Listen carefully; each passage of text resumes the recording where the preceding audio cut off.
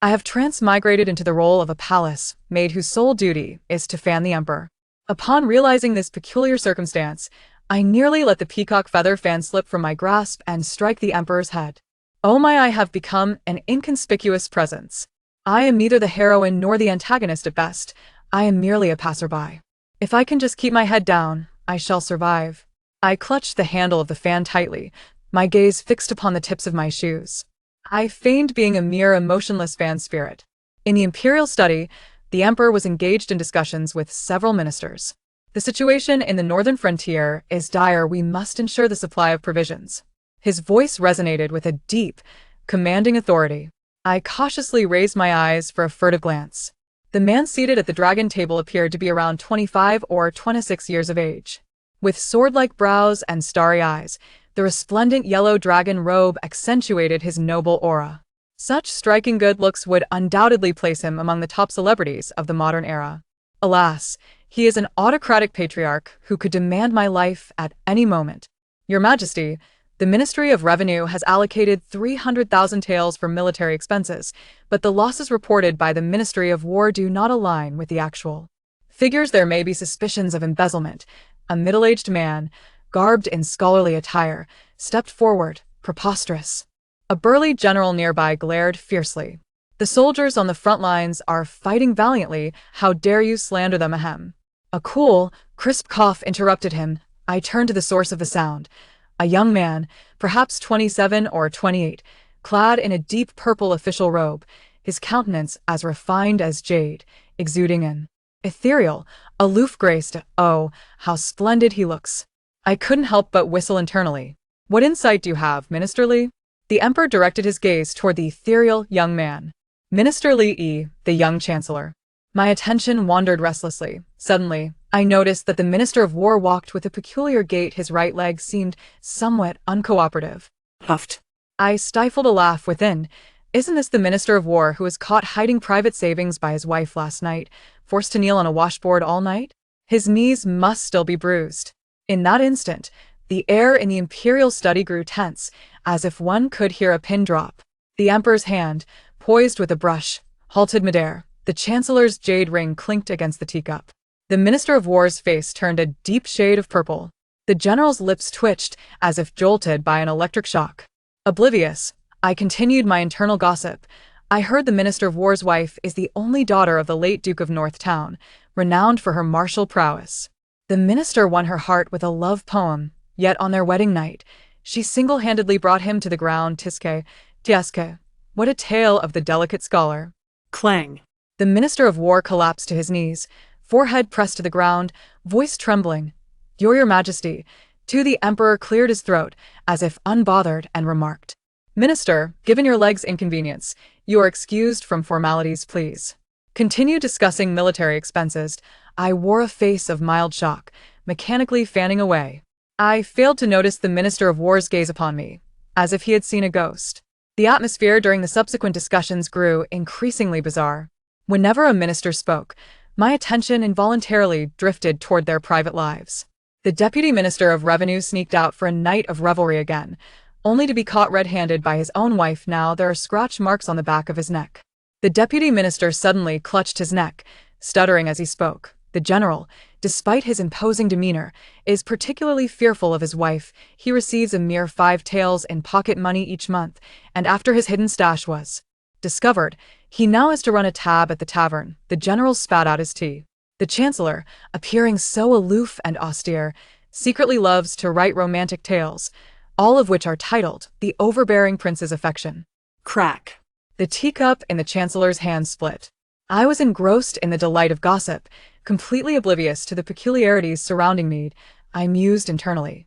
Each of these men is under the thumb of their wives, but compared to the emperor, they seem much better off. The emperor, after managing court affairs by day, must return to the harem at night, which is quite a plight for a man. The emperor's vermilion brush left a long crimson mark on the memorial. At last, the discussions concluded, and the ministers exited with peculiar expressions, especially the Minister of War, who nearly fled in a panic. You stay. The emperor suddenly pointed at me. My hand trembled, and the fan nearly slipped from my grasp. Internally, I wailed, oh no. Has he discovered my distraction and intends to punish me? I shall obey, Your Majesty. I knelt, trembling. Help! On my first day in this new life, am I to meet my demise? While others revel in indulgence, why must I endure such misfortune rise? The emperor's voice held a hint of amusement. What is your name? I am called Xiaoyu. I kept my head bowed, internally murmuring. Why does he inquire about my name? Is he planning to note it down for future retribution? Oh, dear. I do not wish to die yet. Xiaoyu. The emperor took a leisurely sip of tea. From this day forth, you shall serve exclusively in my presence, attending to the writing implements. I was utterly bewildered. What is happening? Wasn't I merely fanning? How have I suddenly been promoted? Is there a problem? The emperor arched an eyebrow. I dare not. I am deeply grateful for your favor. I hastily knelt and bowed my head. Yet inside, I was in turmoil. Heavens! This plot twist is all wrong. I am meant to be an inconspicuous figure, yet I have suddenly become a favored presence before the emperor? Could it be due to my exceptional fanning skills? The corners of the emperor's mouth twitched slightly as he waved a hand. You may leave, return tomorrow for duty. I take my leave. I bowed and exited the imperial study. Once outside, my legs weakened and I leaned against the wall. That was terrifying. I patted my chest to calm my racing heart. At least I have preserved my life. Speaking of which, the emperor is truly handsome, though his gaze is somewhat intimidating. It feels as if he can see into my very soul. Ha ha ha. How could that be? I shook my head and skipped merrily toward the maid's quarters, entirely unaware that behind the window of the imperial study, the emperor was gazing thoughtfully at my retreating figure. The following day, I arrived punctually at the imperial study. Standing at the threshold, my heart raced with trepidation. This promotion has come rather unexpectedly. Could there be some ulterior motive at play? I cast my gaze downwards, fixating on the tips of my shoes. Could it be that the emperor has taken a fancy to me? The very thought startled me, prompting an immediate shake of my head. Wake up, Xiaoyu. You are merely a fan-wielding palace maid, devoid of beauty and lacking talent. What could the emperor possibly see in you? Is he hoping to doze off while you fan him? Enter, commanded the emperor's voice from within the study. I cautiously pushed the door open and stepped inside. The emperor did not even glance up, simply stating, grind the ink. Yes, Your Majesty, I replied hastily, positioning myself beside him to commence grinding the ink. Out of the corner of my eye, I caught sight of the contents of a memorial on the desk pertaining to the military affairs in the northern frontier. Minister Li, what is your perspective on the situation at the northern frontier?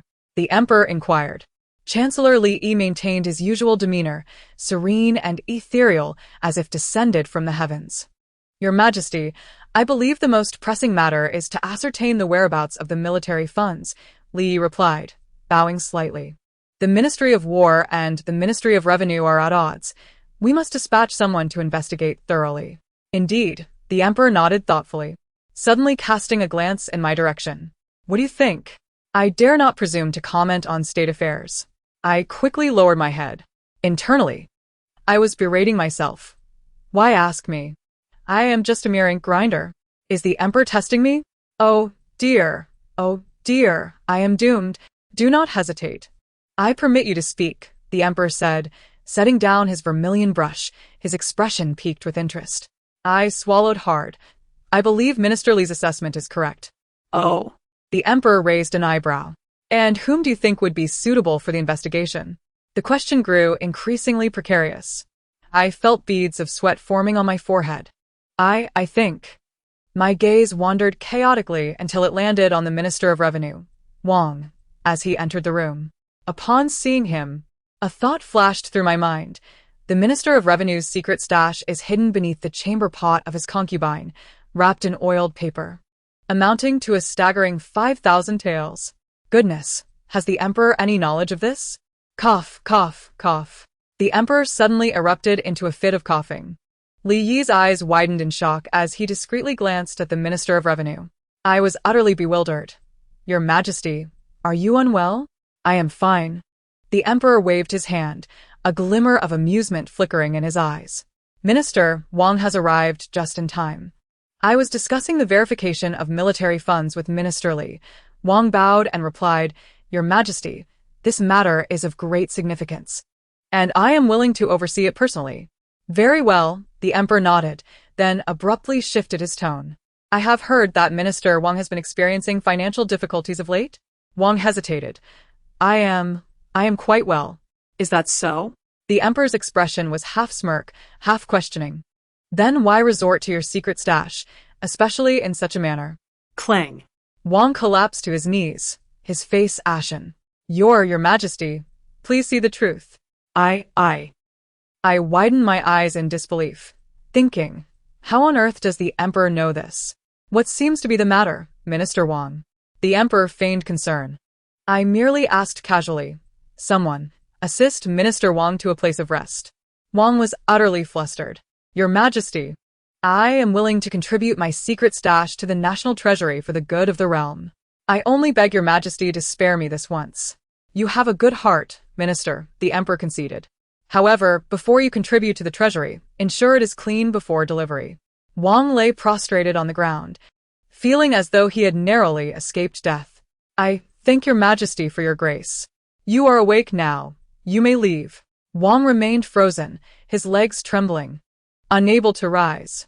The emperor exchanged glances with two attendants, who promptly approached and assisted the limp minister out. Watching his retreat, I mused, how does the emperor possess such detailed knowledge? Could he be monitoring the ministers? Ugh, the very thought is chilling. An eerie silence enveloped the imperial study. The emperor and Li Yi exchanged knowing glances.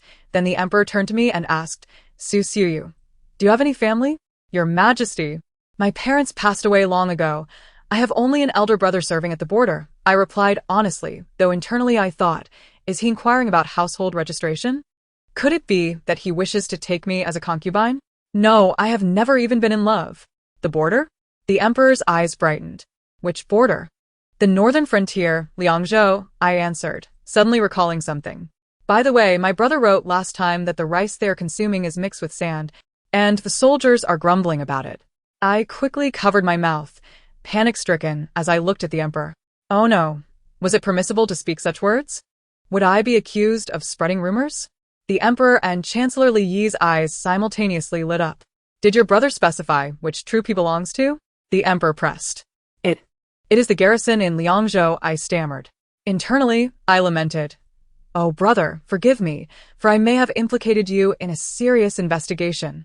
Excellent, very good. The emperor replied with a smile, turning to Li Yi. Minister Li, immediately dispatch someone to covertly investigate the Liangzhou garrison, focusing on the military funds. Libere deeply. I shall attend to it at once. Before leaving, he cast a meaningful glance in my direction, sending a shiver down my spine. Your Majesty, did I perhaps speak out of turn? I inquired cautiously. Quite the opposite, the emperor seemed in high spirits. You have rendered a great service. Summon someone to reward Su Xiaoyu with 20 taels of silver. I stood there, dumbfounded, as I accepted the reward, utterly bewildered. What is happening? I merely mentioned my brother's letter. How have I achieved merit? Surely, the emperor cannot be so naive. The corners of the emperor's mouth twitched as he feigned ignorance of my inner thoughts, returning to his memorials. In the ensuing days, I gradually acclimated to my role in the imperial presence. The emperor seemed particularly fond of soliciting my opinions on matters ranging from state affairs to palace trivialities, frequently asking, "What do you think?" I found myself oscillating between cautious restraint and unreserved expression, terrified that one misstep might cost me dearly.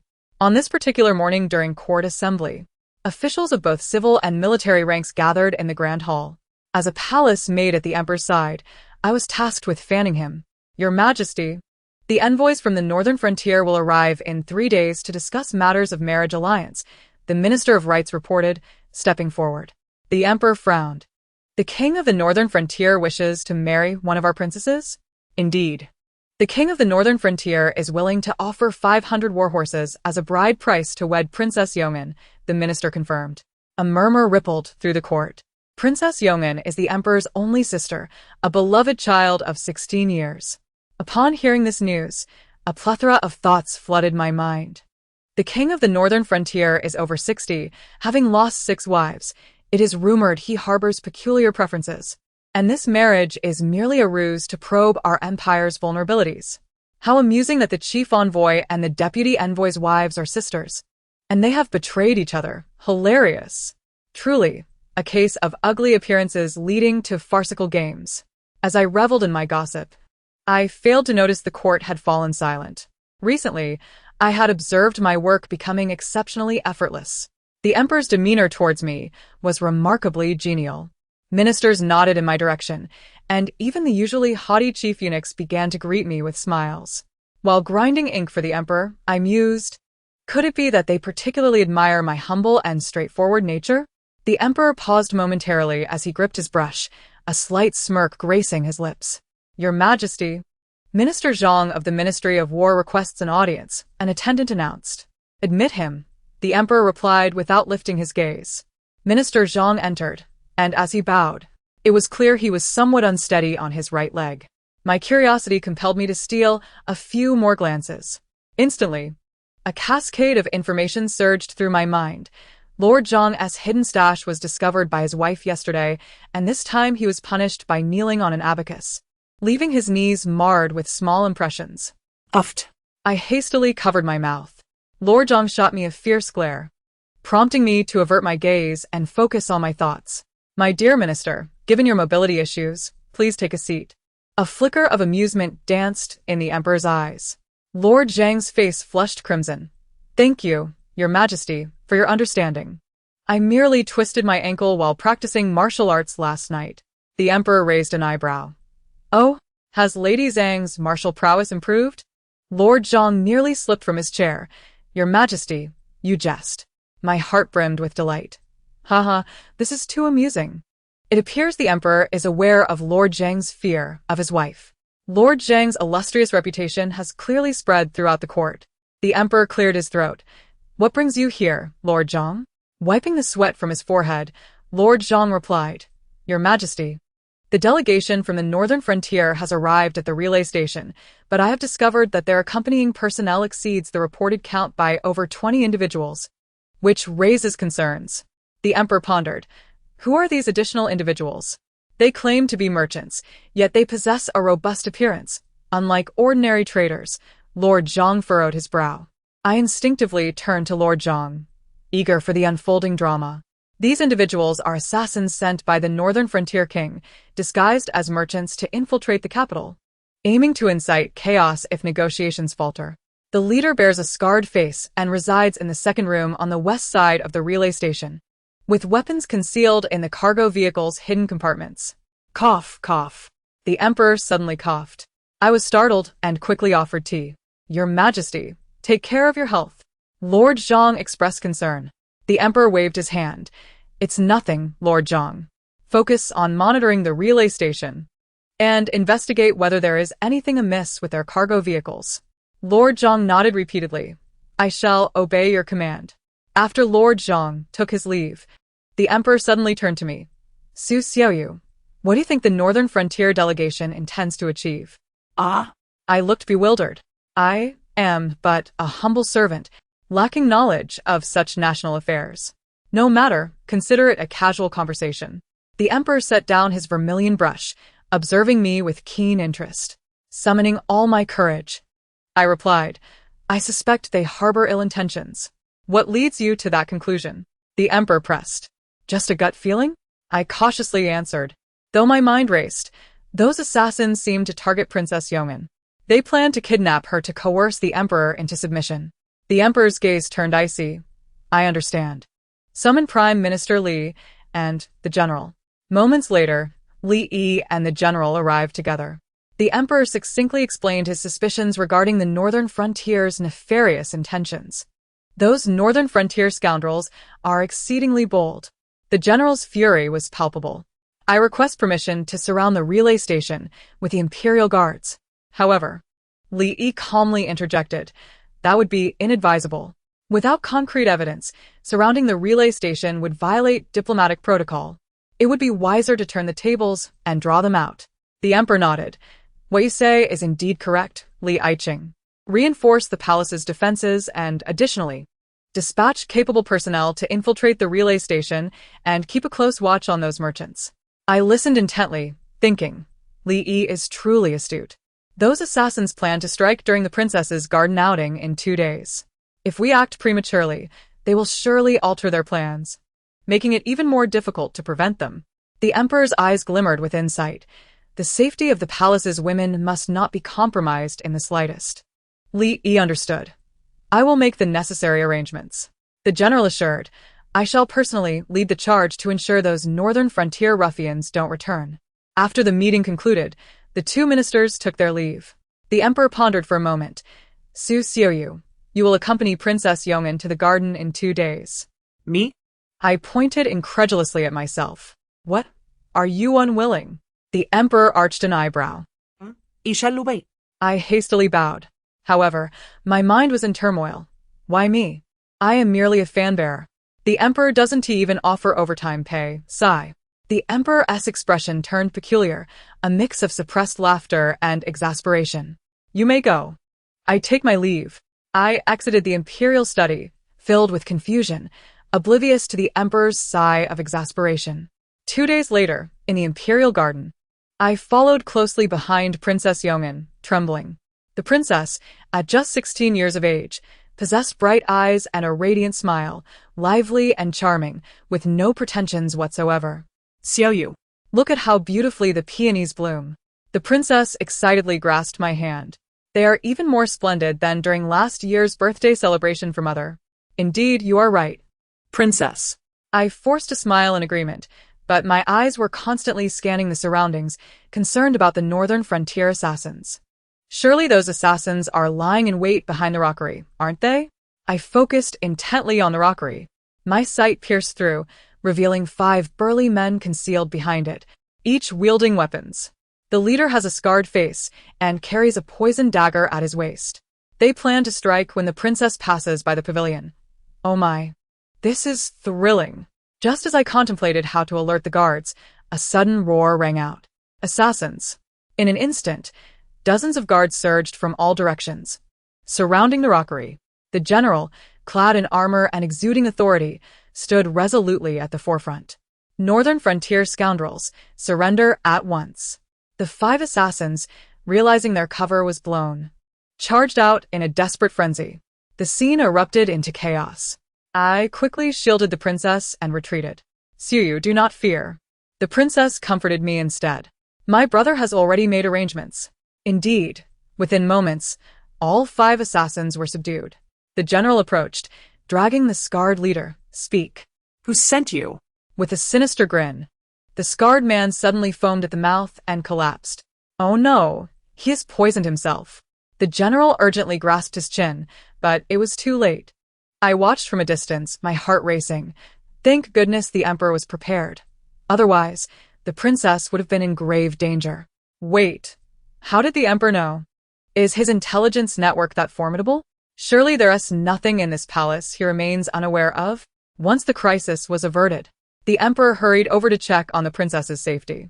After confirming that his sister was unharmed, he cast a meaningful glance in my direction. Xiaoyu. You have performed admirably in safeguarding the princess. You are awarded 100 taels of silver and promoted to court attendant. Ah. My mouth fell agape. I thank your majesty for your generous grace. As I departed the imperial garden, I was still in a daze. I was promoted just like that? What rank does a court attendant hold? How much will my salary increase? Is there any annual leave? Behind me, the emperor exchanged knowing glances with several ministers. That evening, in my new quarters, a quaint little courtyard, I gleefully counted my reward. 100 taels. How many delicious treats could I buy with that? I rolled joyfully on the bed. It seems that as long as I fulfill my duties honestly in this palace, a bright future awaits. I resolved to visit the imperial kitchen tomorrow to request a roast chicken for celebration. Meanwhile, in the imperial study, the emperor was engaged in a private conference with several trusted ministers. Your Majesty, it seems Miss Su's abilities have notably strengthened, Li Yi mused. Today. She accurately identified the number and hiding places of the assassins. The general stroked his beard. This young girl has potential. I believe she can be cultivated well for future intelligence operations. That would be unwise. The emperor shook his head. Her abilities are uncontrollable. If they fall into enemy hands, it could spell disaster. So, your Majesty implies. Li Koshisi inhuited. A glimmer of depth shone in the emperor's eyes. For now, We shall maintain the status quo. As she is unaware that we can hear her thoughts, she will not take precautions, and as for the Northern Frontier delegation, I have my own strategies. Several ministers exchanged glances before responding in unison. We shall obey your command. After being promoted to the position of imperial attendant, my duties transformed from merely fanning to assisting with ink and brush, organizing memorials, and occasionally brewing tea for the emperor. Although the workload increased, the reward soared as well. My monthly salary tripled, and I was granted my own small courtyard along with a dedicated palace maid. This rapid ascent in rank and pay feels akin to riding a rocket. I mused contentedly while refilling the emperor's teacup. The emperor was engrossed in reviewing memorials, his lips curling into a fleeting smile before swiftly returning to his usual stern demeanor. Your Majesty, envoys from the Northern Frontier request an audience outside the hall, announced the chief eunuch, Wang Dequan, bowing respectfully. The emperor nodded. Admit them. I quickly straightened my posture, adopting the dignified stance expected of an imperial attendant. Shortly thereafter, 3 envoys from the Northern Frontier strode into the hall, led by the bearded Ashina Huan, followed by a deputy and a scribe. Greetings to His Majesty, the Emperor of Daliang. Ashina Huan proclaimed loudly, his voice resonating and causing my ears to ring. No need for formalities, the Emperor replied, setting aside his vermilion brush, his gaze piercing. What has your esteemed envoy decided? Ashina Huan's expression soured. Your Majesty, 1,000 warhorses is simply too many. My king can provide at most 800. I quietly observed them, unable to resist indulging in speculation. In truth, Ashina Huan has brought a secret edict and could agree to 1,000 horses. But he wishes to haggle, hoping to pocket 200 for himself. The deputy is calculating how to divide the spoils with his brother-in-law, while the scribe, concealing poison in his belt, plots to taint the emperor's tea. The emperor's expression darkened. Since your envoy lacks sincerity, you may take your leave. Guards, escort them out. wait. Ashina Huan exclaimed, urgency creeping into his tone. Your Majesty, everything is negotiable. The emperor smirked coldly. 1,000 warhorses, not one less, along with 5 border trading posts. Otherwise, we shall cease negotiations. Ashina Huan's forehead glistened with sweat. Allow us to deliberate further. No need. The emperor suddenly slammed his palm on the table. Does your envoy truly believe I am unaware of your clandestine plot to kidnap Princess Yong'an? Unaware of your hidden poison? Unaware of your greedy intentions? The 3 envoys turned ashen, particularly the scribe, whose hand instinctively moved towards his belt. Guards. The emperor's command rang out, and soldiers rushed in, encircling the trio. Search them. Indeed, from the scribe's belt, they retrieved a pouch of white powder, which the imperial physician confirmed to be a slow-acting lethal poison. Ashina Huan's legs buckled, and he knelt. Your Majesty, please see clearly. This matter was not sanctioned by my king. It must have been the servant's own reckless initiative. The emperor scoffed. If that is the case, I shall cleanse the Northern Frontier's ranks. He ordered, take him away and execute him. The scribe struggled violently as he was dragged out. My lord, save me. It was you who instructed me. Silence him. Ashina Huan barked sharply, then turned back to the emperor with a forced smile. Your Majesty, this servant speaks nonsense and should not be taken seriously. The emperor dismissed him with indifference, stating 1,000 warhorses, 5 trading posts, plus 100,000 taels of silver as compensation for terrifying Princess Yong'an. Agree to this today, or I shall immediately dispatch troops to the Northern Frontier. I stood nearby, utterly astonished.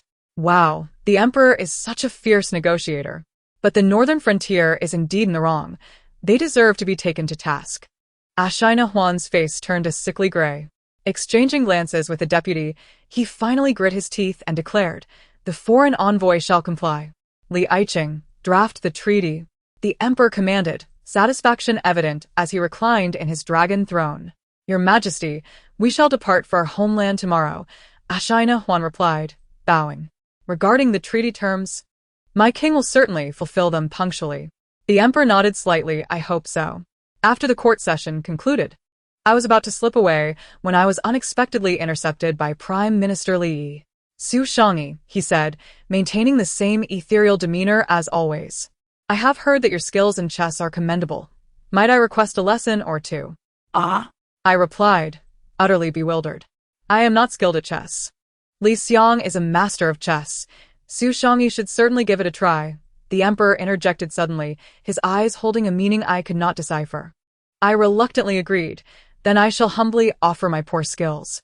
As the chessboard was set, I sat down nervously, thinking, this is it. I can barely play 5 in a row. Am I just inviting humiliation?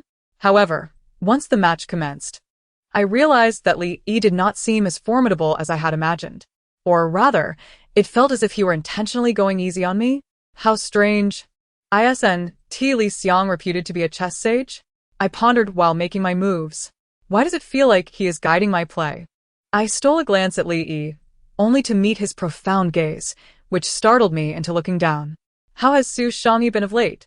Li Yi inquired, his voice as cool as jade. Replying to Li Xiang, this servant has been well, I replied stiffly, my mind racing. It seems Li Xiang is quite interested in me. Not in that way, but more like a researcher. Does he possess a booklet in his study that records my every word? What could he be documenting? Just as I contemplated probing deeper, Li Yi suddenly stood. It is getting late. Let us resume another day. With that, he departed gracefully, leaving me staring blankly at the chessboard. What just happened? I scratched my head in confusion. Why are these prominent figures so enigmatic? While gathering the pieces, I suddenly noticed a small booklet that had fallen from Li Yi's seat. Curiosity piqued, I picked it up. The cover read record of Su's words and actions. Upon opening it, I was astounded to find it filled with meticulous accounts of everything I had said. Goodness! I gasped, nearly dropping the booklet. Could it be that Li Xiang secretly harbors affections for me? Otherwise, why would he only record my words? No, that can't be right. I must be overly self-absorbed. Could it be that he suspects me of disloyalty? This chilling thought sent me into a panic. Yet, upon reflection, it seemed improbable. I must be overthinking this. The booklet is likely just a form of surveillance. After all, I am currently a favored figure in the court. I reassured myself, placing the booklet back in its original position, determined to act as if nothing had transpired. Upon returning to the study, the emperor was diligently reviewing memorials. I approached quietly to grind the ink, though my thoughts remained consumed by the booklet. What occupies your mind? The emperor suddenly asked. Nothing. I hastily shook my head, thinking, surely I cannot divulge that I suspect Li Xiang harbors feelings for me? That would be far too conceited. The emperor paused momentarily, then continued writing as if nothing had happened. Tomorrow is a day of rest. You may venture outside the palace. Really? My eyes lit up. Thank you, your majesty. Take along the guard I have appointed, the emperor added. I readily accepted as you command, with bodyguards accompanying me as I exited. I relished in the fleeting joy of experiencing life as a person of privilege. Early on the day of rest, I donned my casual attire, pocketed some coins, and prepared to explore the palace grounds. As I approached the palace gates, 2 guards stepped forward. Su Shangyi, I have been ordered to protect you, the leading guard declared, cupping his fists in greeting. He was tall and imposing, exuding a sense of safety. I appreciate your assistance, I replied, thinking, haha, I, Su Xiaoyu, have become a person of some standing. How I wish I could laugh heartily, but alas, my prideful jitters prevent even that. The captain of the guards twitched his lips slightly, but quickly resumed a serious expression. Where does Su Shangyi wish to go? Let us first visit the East Market, I replied enthusiastically. Having been here for some time, I had yet to fully experience the splendor of the capital. The bustling East Market was alive with a cacophony of voices, with various shops lining the streets in an intricate array, like a fledgling bird released from its cage. I flitted from one stall to another, completely oblivious to the 2 bodyguards trailing behind me. My dear lady, would you care to sample some exquisite rouge and powder? A flamboyantly dressed middle-aged woman beckoned warmly. As I leaned closer to the counter, my gaze was captured by the delicate porcelain boxes on display. The woman lowered her voice conspiratorially. Are you perhaps from the palace? My hand trembled slightly, nearly causing me to drop the rouge box. How do you know? I stammered. My eyes, my dear, are adept at discerning the truth, She replied with a knowing smile. With such enchanting beauty, you must surely serve a noble in the palace. Am I correct? My instincts flared, and I began to mentally catalog the situation. This woman is a spy from the northern frontier. She lurks outside the palace, attempting to recruit palace maids as informants, plotting to entice me into poisoning the emperor's food. I gasped, instinctively stepping back. İyi apologise? But I just remembered I have urgent matters to attend to. With that, I turned and fled, my 2 guards promptly following in my wake. The woman called out after me, "Do not be in such haste, dear lady. I have even finer wares to offer." Ignoring her, I quickened my pace until I rounded a couple of corners before daring to pause and catch my breath. "Su Shangyi, what troubles you?" The captain of the guards inquired with concern. "It's nothing. I simply lost my desire to shop," I replied. The captain cast a thoughtful glance back toward the direction of the rouge shop, but chose not to press further. After that encounter, my enthusiasm for shopping waned. My mind preoccupied with thoughts of that northern spy. Should I inform the emperor? I pondered. But how would I explain my knowledge of her identity? What if the emperor inquires about my source of information? As I mulled over these dilemmas, a tantalizing aroma wafted through the air. Looking up, I spotted a roast chicken shop, where freshly cooked golden brown chickens hung enticingly, making my mouth water. Never mind the worries, I thought. I must satiate my hunger first. With a flourish of my hand, I called out, "Owner, 1 roast chicken, please." As I sat at a small table by the roadside, relishing my meal, I noticed a young scholar across the street, observing me intently. Upon closer inspection, I spotted a general's token hanging from his waist. Oh. Isn't that someone from the general's residence? I mused with curiosity. It seems the general's only daughter has gone missing, and the household is searching high and low. This scholar is her tutor, secretly in love with her and firmly believes she has been kidnapped rather than eloped. As I gnawed on the chicken leg, I reflected, indeed, the general's daughter is being held captive in an abandoned manor on the outskirts, with the kidnappers planning to extort a ransom. Suddenly, the captain of the guards coughed. "Are you all right, my lord?" I asked, concerned. "I'm fine," he replied, wiping his mouth before abruptly rising. "Please wait here, Shangyi. I shall return shortly." With that, he hurried away, leaving me exchanging puzzled glances with another guard. After satisfying my appetite, I strolled through a few silk and jewelry shops, purchasing some trinkets. On our way back to the palace, the captain finally caught up with us, his face betraying an unmistakable joy. "What good fortune have you encountered, my lord?" I asked, intrigued. "Oh, it's nothing," he said, unable to suppress a smile. "I merely assisted a friend in resolving a troublesome matter." I thought little of it, humming a tune as I boarded the carriage back to the palace. Upon returning to my courtyard, a young eunuch approached me. "Shangyi. "The emperor requests your presence in the imperial study." Now?" I glanced at the sky, realizing it was nearly time for dinner. The eunuch whispered, "The emperor mentioned it is urgent, and seems to be related to the general." My heart sank. I hadn't yet figured out how to broach the subject of the general's daughter with the emperor. Entering the study, I found both the emperor and the general present, their faces alight with joy. "I pay my respects to your majesty and the general," I said, bowing respectfully. "No need for formalities," the emperor replied gently. "Su Xiaoyu, you have accomplished a great deed today." "What?" I exclaimed, bewildered. "I have done nothing of significance. I merely stepped out of the palace." The general stepped forward, visibly excited. "We have located my daughter, thanks to the vigilance of your guards."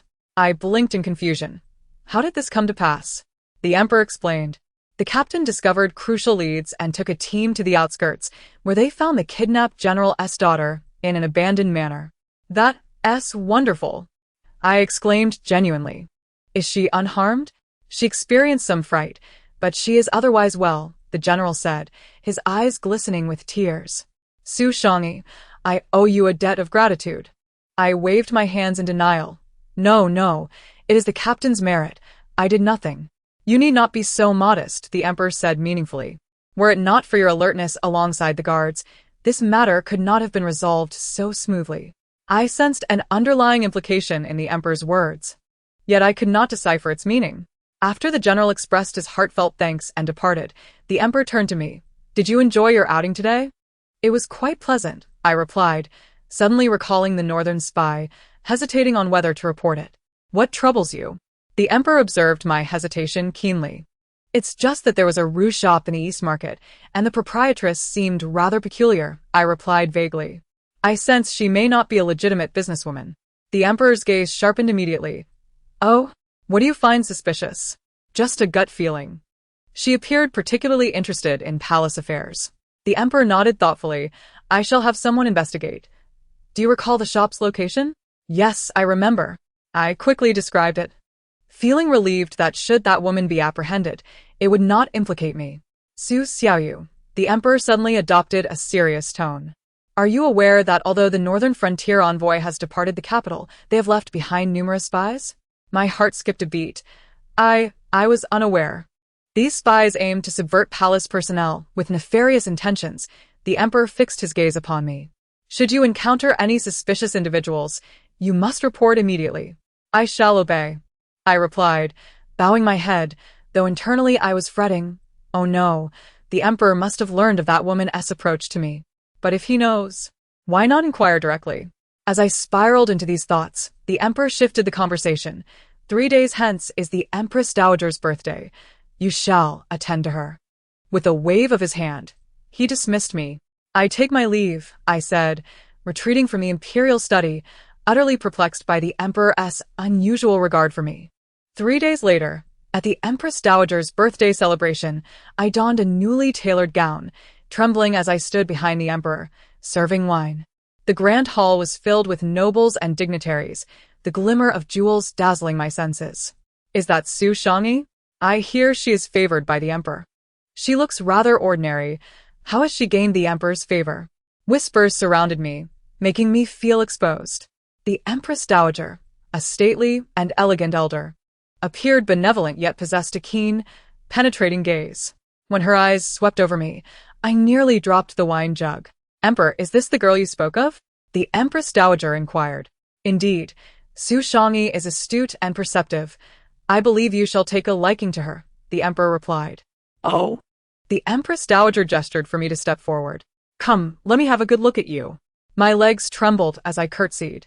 I pay my respects to your highness, wishing you longevity as boundless as the eastern sea.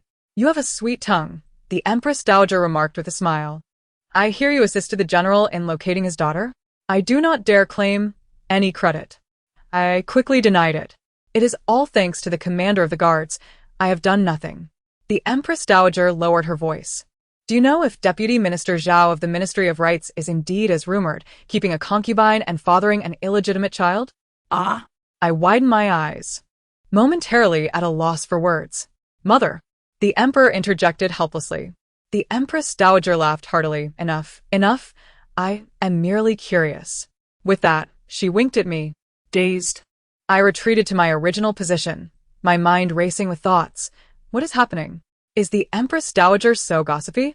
But it is true that Deputy Minister Zhao has a concubine in Hohot Lane to the west of the city. The child is already 5 years old and bears a striking resemblance to him.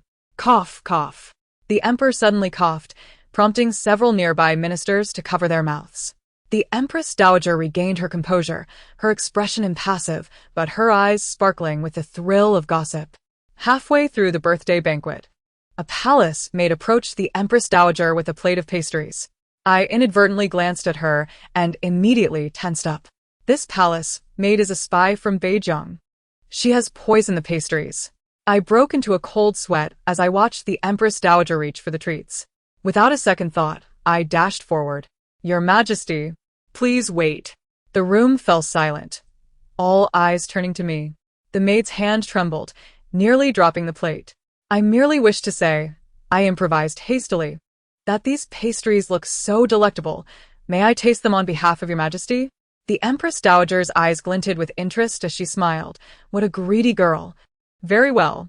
I took the pastries, feigning to taste them while discreetly slipping one into my sleeve. I must say, they are truly delightful. However, it seems a bit too much sugar has been added. Did your Majesty not mention recently that you wished to reduce your sweet intake? The Empress Dowager understood. Waving her hand, in that case remove them. The palace maid's face turned pale as she hurriedly retreated. The emperor exchanged a knowing glance with me. The commander of the guards quietly followed her out. After the banquet, the emperor summoned me to a side chamber. You have accomplished something significant today. I do not understand. I feigned ignorance. The imperial physician has confirmed that there was indeed poison. I gasped, that palace maid. She has confessed. She is a spy from Beijing. The emperor's tone was cold. She intended to poison the empress dowager and incite chaos within the court. I patted my chest. Fortunately, it was discovered in time. The emperor fixed me with a serious gaze. How did you know the pastries were poisoned? I noticed her anxious demeanor and found it suspicious. The emperor did not press further. Very well, return to your rest. Thank you, your majesty. I bowed deeply, feeling as though I had narrowly escaped a dire fate. As I exited the hall, I exhaled a sigh of relief. That was close. I almost revealed everything. But why didn't the emperor ask more? Is he not curious? I shook my head, deciding not to dwell on it. As long as I preserved my life, I need not concern myself with the reasons. Upon returning to my quarters, I pushed open the door to find a delicately crafted food box on the table. Upon opening it, I discovered an assortment of pastries, accompanied by a note, a reward for you, to spare you from competing for food next time. I scratched my head. Why is the emperor rewarding me with pastries? Who am I competing with? I did snatch some pastries from the empress dowager today. Does the emperor mean to mock my greed? I picked up a piece of osmanthus cake and popped it into my mouth. The sweet flavor instantly banished all my worries. Who cares? I thought blissfully. With food, drink, and a salary, this little life is rather delightful. Outside the window, a shadow quietly departed, hastening towards the imperial study. After receiving the report, the emperor's lips curled into a slight smile. This girl is quite easy to please. My status within the palace became increasingly peculiar. In name, I was still the imperial maid of honor, yet in reality, the privileges granted to me were nearly on par with those of a consort. I moved into Jinjiaxuan. My quarters expanded twofold, and my monthly stipend doubled. 2 young palace maids were assigned to attend to me. While I was savoring some rose pastries, a young maid rushed in, breathless. Su Shangyi, it's terrible. Beijing has invaded. Spit. I sprayed my tea everywhere. The king of Beijing had gathered his troops for a sudden assault on the borders. The court erupted into chaos as the pro-war faction clashed with the peace faction. I was urgently summoned to the imperial study where the emperor and several high-ranking officials were deliberating strategies, all with grave expressions. Your Majesty, Beijing is advancing fiercely, having seized 2 border cities. The general pointed at the map, his beard bristling with anger. I request permission to march at once. Li Yi, however, shook his head. Beijing comes prepared. To engage them recklessly could result in catastrophic losses. It would be wiser to fortify our defenses and send envoys to negotiate peace. The general slammed his fist on the table. Those barbarians are already at our doorstep. What good is negotiation? As tensions rose, the emperor raised his hand to silence them. Then his gaze fell upon me. Xiaoyu, what do you think? I was utterly bewildered. I know nothing of military matters. That is of no concern. Share your thoughts. The emperor's tone was gentle, yet his gaze left no room for refusal. Summoning my courage, I replied, I believe the king of Beijing must have a reason for this sudden attack. Could it be that he is facing issues within his own realm? The emperor's eyes brightened. Go on. I have heard that Beijing has been plagued by drought this year, resulting in poor harvests. I spoke cautiously, all the while pondering, It turns out the king of Beijing's most favored third prince has fallen ill, and the imperial physicians are at a loss. The king of Beijing's invasion is likely to seize our esteemed imperial physicians to treat his son. TSK, a man fighting for his beloved. The king of Beijing is indeed desperate. But is the king of Beijing so single-minded? Why not simply ask the emperor for help? Surely the emperor wouldn't be so stingy as to refuse. The emperor drew in a deep breath. Am I seen as a miser in your eyes? The ministers broke into a sweat. Was this something they could hear? The emperor, in a fit of anger, declared, Li Aiqing, immediately send someone to investigate the current situation of the king of Beijing's offspring and see if there is internal strife. 3 days later, scouts returned with news. The emperor slammed his palm on the table. issue an edict to dispatch the head of the imperial hospital to Beijing to treat the third prince, while simultaneously ordering the border guards to reinforce their defenses. Your Majesty is wise. The ministers chorused in praise. I felt a surge of delight. I've managed to live another day without becoming a pawn of a fallen state. A month later, Beijing withdrew its troops. The head of the imperial hospital performed miraculous healing, restoring the third prince to health. The king of Beijing was immensely grateful, fulfilling all the terms of the prior treaty and even gifting 500 fine horses. During the celebration banquet, the emperor publicly declared, Su Shangyi has achieved remarkable feats repeatedly. She is hereby granted the title of County Princess of Annal, with a residence and 1,000 taels of gold. I was astonished, my jaw nearly dropping. Is this a joke? How has a mere maid become a noble? Are you not going to express your gratitude? The emperor raised an eyebrow at me. Your humble servant. Thank your majesty for your great kindness. I hurriedly knelt. Yet inside, my thoughts spiraled. Oh no, with such a high rank. Does this mean they will want to make me a consort next?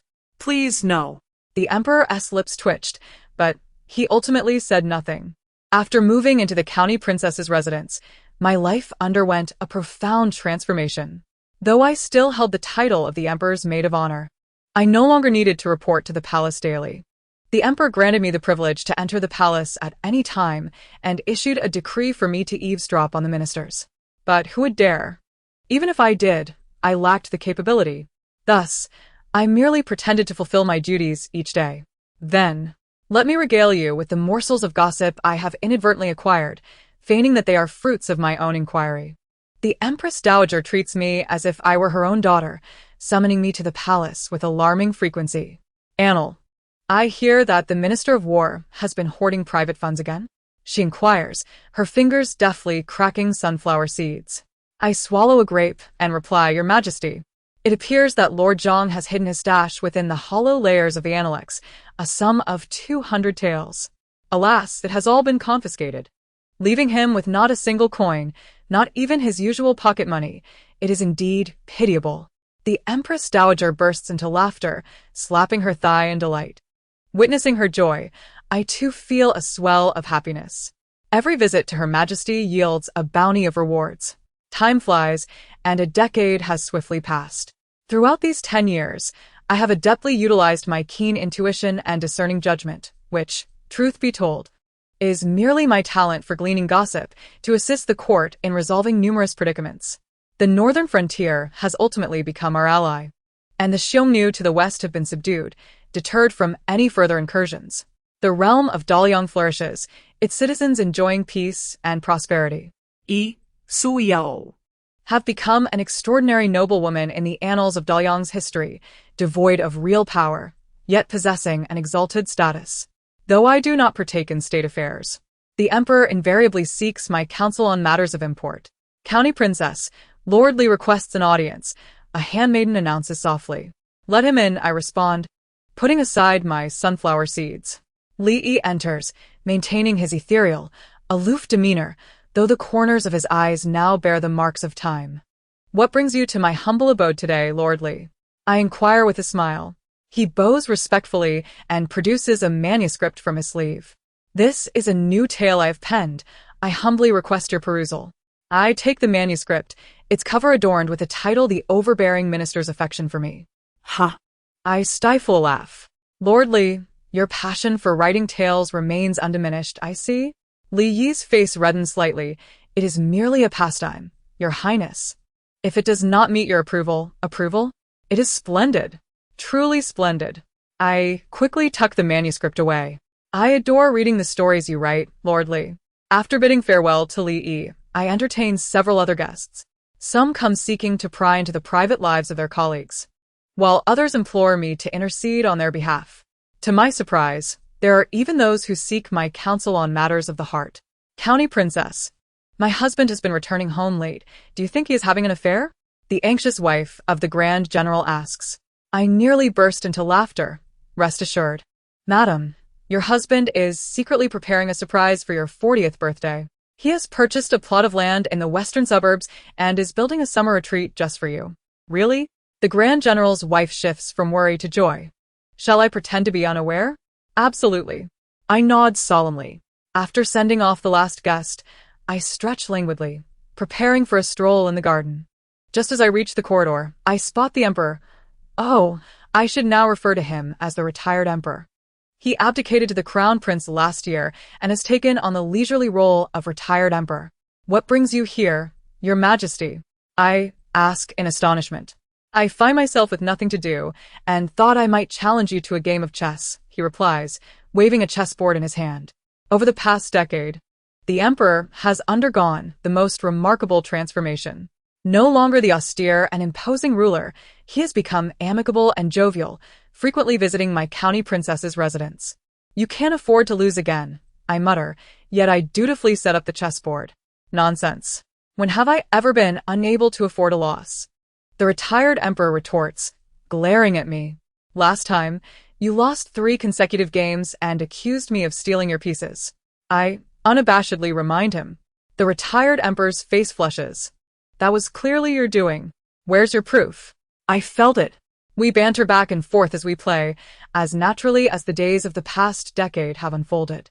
Halfway through the game, the retired Emperor suddenly inquires, Xiaoyu, you are 35 this year, are you not? Indeed, I respond absently, my gaze fixed on the chessboard. Have you given any thought to settling down? He asks casually. My hand trembles, causing a piece to tumble onto the board. What prompts this sudden inquiry, Your Majesty? Just curiosity, he replies, his gaze piercing. You are well aware that should you express a desire, suitors would line up to marry you. I pout, no thank you. I rather enjoy my solitary existence. Marriage is such a hassle. I'd have to manage a household and raise children. Why would I give up my freedom to eat as I please, play as I wish, and relish the spectacle of life every day? You, indeed. The retired Emperor shakes his head in exasperation. Is this how you intend to spend your entire life? What's wrong with that? I retort playfully. I am the happiest county princess in Daliang, with status, wealth, and freedom. The retired Emperor bursts into hearty laughter. Very well, do as you please. We continue our game until twilight descends, at which point the retired Emperor rises to take his leave. As I escort him to the door, he suddenly turns back. Xiaoyu, have you truly never considered entering the palace? What insights does Lord Li have? I reply amused. This is the first time in 10 years he has asked so directly. I smile gently, Your Majesty. I am simply not suited to life within palace walls. The retired Emperor gazes at me in silence for a moment, then nods gently. I understand. In truth, I know that over the past decade, the Emperor has been waiting for me to change my mind. Yet I am equally aware that once I step into the palace, I could no longer be the carefree Su Xiaoyu. It is best this way. A lifetime of indulging in gossip and joy for all. Seasons change and many more years pass. I realize my dream of spending my life as a gossipmonger, never marrying. I have witnessed Li Yi's tales evolve from the overbearing minister's affection for me to the tender wife of the stoic general. I have observed the Minister of War and his wife transition from rivals to partners in old age. I have seen the Grand General's daughter wed the devoted schoolteacher. And the retired Emperor maintained his cherished habit of visiting my residence for chess matches until the very end of his days. On the day of his passing, he left me a secret edict. County Princess Annal Su Xiaoyu may enter any part of the palace without obstruction from anyone. This was his final gift to me, the continued right to savor the gossip. The new emperor has shown me, the aged county princess favored by the former ruler, considerable respect. Aunt Annal, please tell us, did the concubine of the deputy minister of revenue truly push the legitimate wife into the well? The newly arrived consorts gather around me, their eyes sparkling with curiosity. I leisurely crack open sunflower seeds, grinning like a benevolent Buddha. Ah, this is quite a long story. The last rays of a setting sun bathe the palace's glazed tiles in a warm glow. My circle of gossip companions has once again changed.